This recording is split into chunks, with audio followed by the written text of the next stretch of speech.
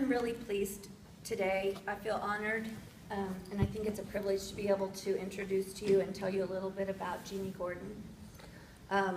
In January of 2006, she was a wife and mother of 6, and she turned 50 years old. On June 3rd of that year, she was riding bicycles in the early morning hours with her oldest daughter, Gabrielle, something that they did regularly in order to avoid traffic. This particular morning, a small truck came up behind them and hit them. Gabrielle did not make it, and Jeanne became a quadriplegic with a spinal cord injury that is C4, 5, 6, paralyzed from the shoulders down. She spent time at Craig Hospital in Denver for rehab, during which time she became very sick and faced seemingly insurmountable challenges, such as ventilators, tracheotomies, voice boxes, and even learning to swallow again. Jeanne believes that God allowed the accident to happen so that he could use it for a better good.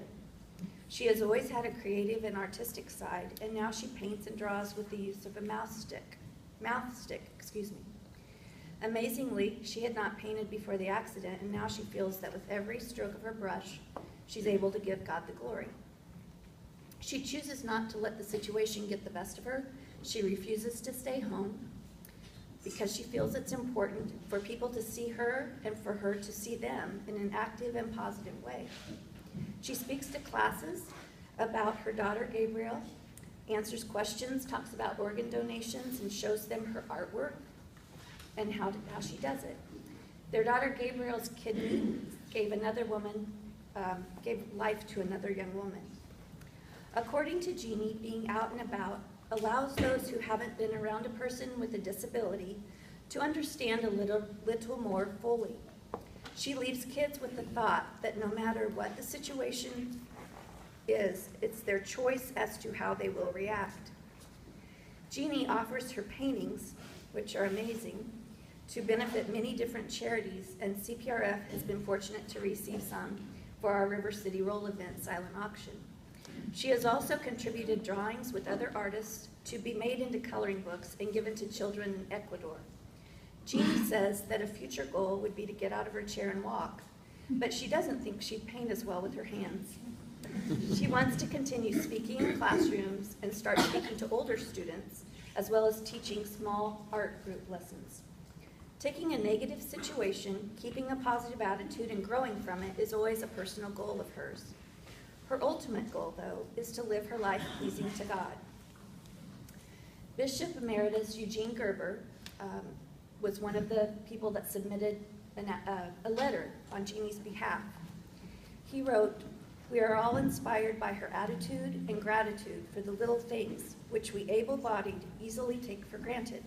He goes on to add, "It is astounding how she involves herself in life and rejoices in being out and about for dinner, entertainment, family celebrations, not situations, for church services and community affairs." He speaks about her graciousness and her appreciation of beauty in nature, adding that it is a wonder to behold. At this time, I'd like to present Jeanne Gordon with the 2014 Peter John Loux Award. Jeanne?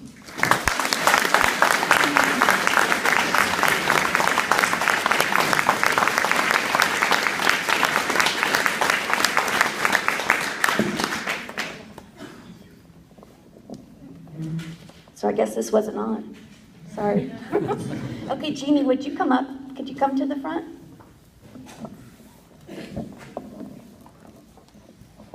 While she's making her way, I'll tell you what the plaque says.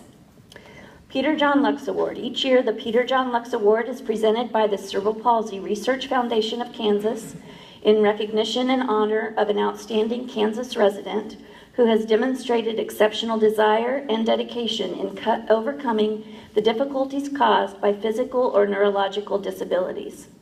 CPRF proudly presents the Peter John Loux Award to Jeanne Gordon, 2014. And here she is.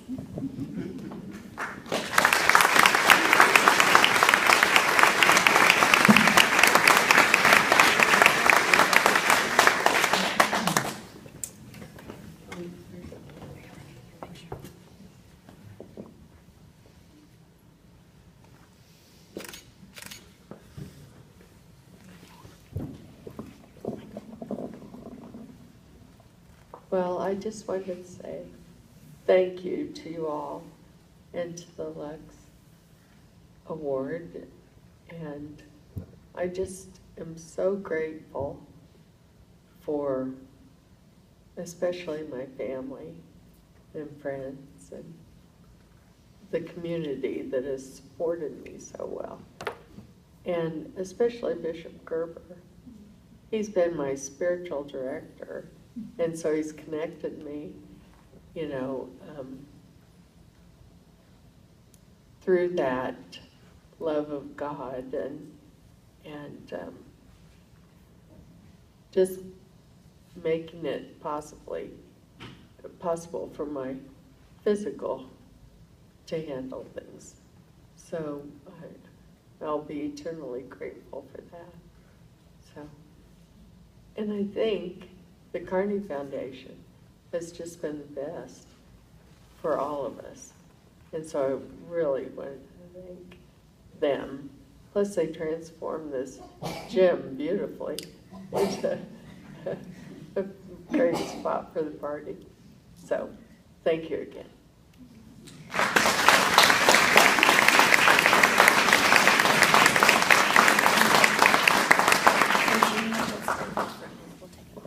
We'll go by the Christmas tree. Okay, we're going to take one group picture with Becky and Jeanne over by the Christmas tree. And after we're done with that, family and guests of our Loux Award winners, feel free to leave because we're going to be having our staff celebration. And although it's just a blast for us, it might not be too much fun for you. Okay, so what an inspiration. Is she wonderful or what? Both of them.